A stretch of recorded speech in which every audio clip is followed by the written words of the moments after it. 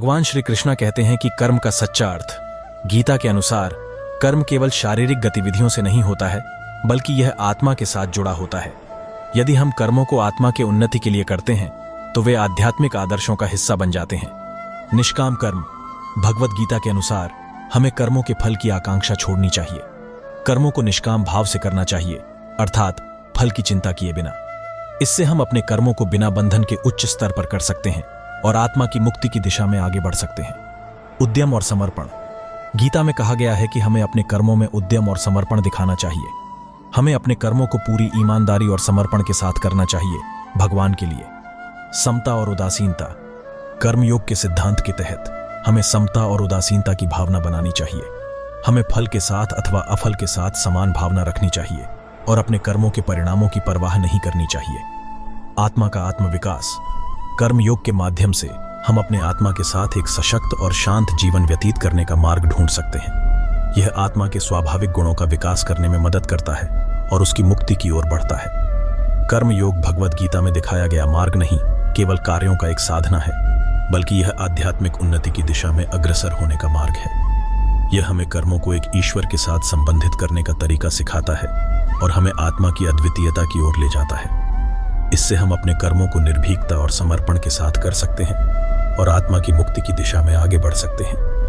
भगवत गीता के कर्मयोग में दिए गए शिक्षाएं जीवन के महत्वपूर्ण पहलुओं को समझाने के लिए हैं। यहाँ कुछ मुख्य शिक्षाएं हैं। कर्म का मूल्य, कर्मयोग शिक्षा देता है कि कर्मों का महत्व है। कर्मों के माध्यम से हम आत्मा की पूर्णता की ओर बढ़ सकते हैं। निष्काम कर्म, यह महत्वपूर्ण सिद्धांत है कि हमें कर्मों को निष्काम भाव से करना चाहिए, अर्थात फल की आकांक्षा के बिना। इससे हम अपने कर्मों को भगवान के लिए समर्पित करते हैं और बंधनों से मुक्त होते हैं। समर्पण और ईश्वर भक्ति, कर्मयोग हमें कर्मों को भगवान के लिए समर्पित करने की शिक्षा देता है। इससे हम आत्मा के साथ ईश्वर के साथ एकता की ओर बढ़ते हैं।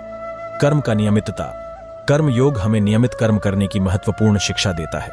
नियमित कर्म से हम अपने आत्मा की विकास की दिशा में अग्रसर होते हैं। उद्धारण और प्रेरणा, भगवत गीता में भगवान श्री कृष्ण के उदाहरण से हमें कर्मों का उद्धारण और प्रेरणा मिलती है। उनका व्यवहार हमें सही दिशा में चलने की साथ ही दूसरों की मदद करने की प्रेरणा देता है। आत्मा की शुद्धता, कर्मयोग के माध्यम से हम आत्मा की शुद्धता की ओर बढ़ सकते हैं।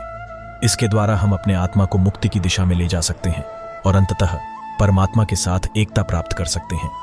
कर्मयोग के अनुसार कर्मों को सही तरीके से करने के द्वारा हम अपने आत्मा की मुक्ति की दिशा में बढ़ सकते हैं और अद्वितीय धार्मिक उन्नति की ओर बढ़ सकते हैं। यह हमें समर्पण, ईश्वर भक्ति और आत्मा की शुद्धता की महत्वपूर्ण शिक्षाएं देता है, जो हमारे जीवन को आध्यात्मिक और मानवीय दृष्टिकोण से समृद्धि देता है।